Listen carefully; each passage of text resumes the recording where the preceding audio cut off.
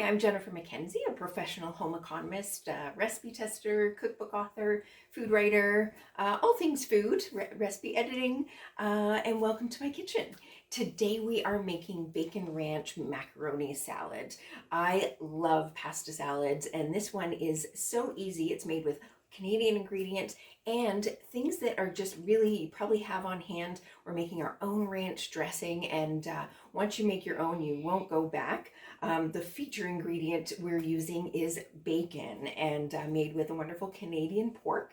And one of the things I find about bacon is, you don't have to just save it for that occasional hot breakfast on the weekends, but I love to use it to add punch of flavor, that smoky, salty flavor, to pasta salad like we're going to do, to hot pasta, chili, all kinds of things, and even just crumble it on your salad, and it really, a little goes a long way. I like to buy nice, naturally smoked bacon, and of course made from Canadian pork. We want to support those pork farmers in Canada. Did you know there are 7,000 farms in Canada that have pork, and employs 31,000 workers. So we want to support that industry, and they support us by growing wonderful pork for us to enjoy. So one of the things about cooking bacon, I'm going to cook some in a skillet, and if you're just cooking a few pieces, that really, it works well. Make sure you have a really heavy pan. So I've got just a stainless steel pan here, really heavy bottom, or if you have a really heavy non-stick pan, but make sure it's a really sturdy one. If it's too thin, the bacon gets too hot and it will warp the pan actually. So start it on a medium-low heat. You don't actually want to cook it on a really, really high heat. Start it on a medium-low heat, and then add some bacon to the fairly cold pan. You don't want to heat up the pan too much, because what happens is it will stick if you do that. If you lay it in the cool pan and space the slices apart and let that warm up, it's starting to sizzle already. And one of the things what that does is gets the fat to come out of the bacon and prevents it from sticking. So you don't need to add any oil to your pan. I'm going to add some. I've got a grill pan here. If you have a heavy cast iron pan, that's great as long as it's big enough to do the slices. If you're chopping your bacon anyway, you can cut the slices in half and fit more in your pan that way. Because a lot of times, like this one, really I've only got 3 in there, which is fine if I'm just doing a small amount. When I want to do a larger amount, and this is actually a really mess-free way to cook bacon, I've just got a rimmed baking sheet here. Make sure it has a rim and you don't want the fat sliding off in the oven. And I've got a piece of parchment paper. You could use foil, but I like parchment because it is biodegradable. And lay your bacon slices flat, spacing them just a little bit apart. You don't want them touching because they will merge when they cook. And you can hear those ones in the pan sizzling already. But for the oven, I'm just going to pop this into the oven. I've got it preheated to 425 degrees, and it takes 10-12 minutes, depending on the thickness of your bacon. You definitely want to set a timer, and you want to keep an eye on it, and keep that. If you want to rotate it partway through, depending on how even your oven is. So I'm going to put this in the oven and set the timer. I'm going to set the timer for 10 minutes. And make sure we keep an eye on it. This bacon is already cooking. And one of the things I find with doing it in the oven is you can do lots at a time. And if you have a convection oven, you can put it on 425 convection, and you can actually do 2 trays at a time. So definitely helpful if you're cooking bacon for a crowd.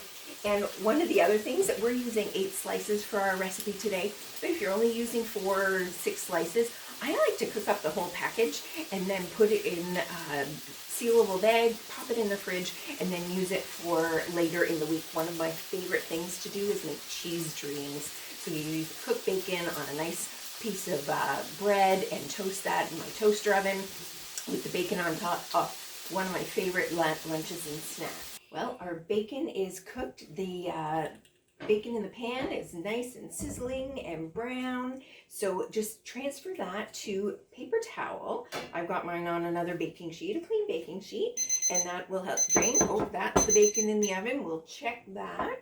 And that's all it takes. We just need to let that cool. So I'll get this off the pan, and So as you can see, both of them cooked up nice and crisp. If you like yours a little less done, you can do that, but I like mine crispy, especially for this salad.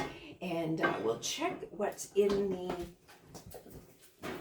oven. Oh, there we go. So there's our pan of bacon, and you can see the fat's just kind of pooling off, but we'll let that cool for just a minute, and then we can transfer those to the paper towel, and we'll let that all cool. So turn your pan off.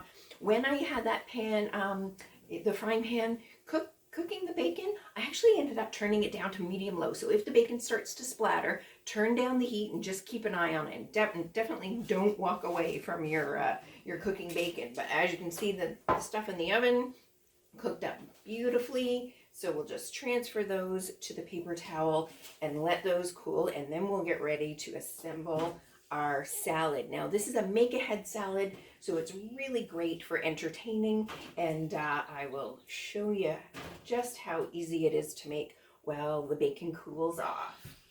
Now our bacon ranch salad, pasta salad, I told you it's so easy, and I actually made the pasta ahead, so definitely get that cooking and cook till just al dente. So maybe even a minute less than what the package says, because I like to keep my pasta a little bit firmer when we're doing a pasta salad, and give it a little rinse. So I pour it out into the colander and give it a little rinse, and that keeps all the macaroni separate like this, and it doesn't clump together. Because when you don't rinse it, the starch will clump it all together, and also it kind of will be a little bit mushier for a pasta salad. So I rinse that, cook that ahead. It's our macaroni made with wonderful Canadian wheat. Check the labels, and what's actually fascinating is our Canadian wheat is such good quality. They ship it to Italy sometimes, make it into pasta, and then ship it back for us. So we like to make sure we're using Canadian wheat and Canadian dairy products. So this ranch dressing is so easy. It is buttermilk, and whisk that in with your dried herbs, and it makes such a great dressing. So that's buttermilk. This is some sour cream and some mayonnaise, and those are definitely signatures of making your ranch dressing. Now, these are things I tend to have on hand. If you don't have buttermilk, or if you don't have sour cream, you can sub in yogurt. So use some wonderful plain yogurt, and you could sub that so we've got half a cup of buttermilk and quarter cup of sour cream. So you could use 3/4 of a cup of yogurt. It might be a little on the tangy side, so you might want to use just some plain milk and some yogurt, depending on your tastes. And then mayonnaise. So really super simple ingredients, and made with our great Canadian dairy. And we've got some dried herbs. So I've got dried parsley, dried chives, and these are all things you can just have on hand in your spice cupboard, and you can be ready to make this salad anytime. And this is some dried dill, which has great flavor, and mustard, another Canadian ingredient. You've probably all seen those gorgeous mustard fields in bloom. And then we've got some granulated or onion powder, granulated onion or onion powder, and garlic powder, and a little bit of salt and pepper. So I'm going to just sprinkle about half a teaspoon of salt and 1/4 teaspoon fresh ground pepper. I love fresh ground pepper. It adds a really nice flavor. And so there's your homemade ranch dressing. So you can make this ahead. This whole pasta you can put together and put it in the fridge for a couple of hours. If you just want to make the dressing ahead, it even brings out the flavors even better. So you can make that in a jar and pop that in the fridge even the whole day ahead, a couple days ahead even, and or make a double batch and then save some for other salads through the week. So there's our dressing, and look at all those wonderful herbs. There we go. And add your pasta that, like I said, rinsed and cooked to al dente, because what happens when you add, if you've got quite a soft pasta and then it soaks in the dressing, it actually softens up even more. So we like to keep the texture of our macaroni. And then we've just got some peas. These are frozen peas. I just let them thaw. And again, ingredients you have on hand, and those are grown in Canada and harvested, and you can get them all year round, which is one of the great things about frozen vegetables. And then we've got just a bit of red onion, so that adds a punch of flavor, a punch of color. And then we will let that sit. Now we can add our bacon right away, or if it's still cooling like ours is, we're going to pop this in the fridge and let it sit. And like I said, a couple of hours helps the flavors bloom, and the pasta gets all of that great ranch flavor in it. And we're going to put it in the fridge, and then it's going to be ready for your dinner. Makes great lunches, and you won't believe the amazing flavor from just those very simple ingredients. So we are going to put that in the fridge, let it stand for a couple of hours, and we'll check back and when it's ready. So our pasta has been in the fridge and it's absorbed all that delicious dressing. So this is our bacon ranch macaroni salad. We add some cubed cheese. You can add this before you let it sit. I like to add it sort of near the end.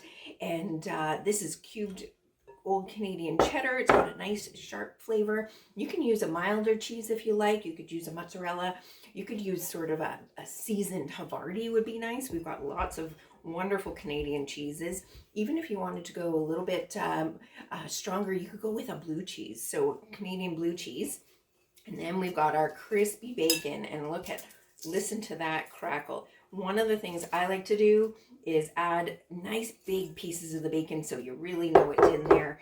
And I just crumble it with my hands, and you could chop it if you don't want to use your hands, but look at that wonderful crisp bacon. Breaks into nice pieces, and toss that in. I'm going to actually save a little bit so that we can garnish the top as well, but we'll stir that in. It gets all the flavor. Like I said, you can put the bacon in and have the whole salad made ahead, or you can add it right at the end. So we are stirring that crispy Canadian bacon, and this is just regular side bacon, and this one was an apple wood smoked one, and has super flavor. And like I said, a little bit goes a long way. We've got our delicious salad. I've put this one on a bed of greens. It's got the peas, it's got the cheese, and then scoop that into a bowl, and it is ready to go with all your summer barbecuing. It would be great on the side of ribs or pork chops, and burgers even. And one of the other things, you can just, you know what, have it as a main course, because it's got the cheese, it's got the bacon, and on a bed of greens. And there's your delicious bacon ranch macaroni salad ready for all of your summer meals.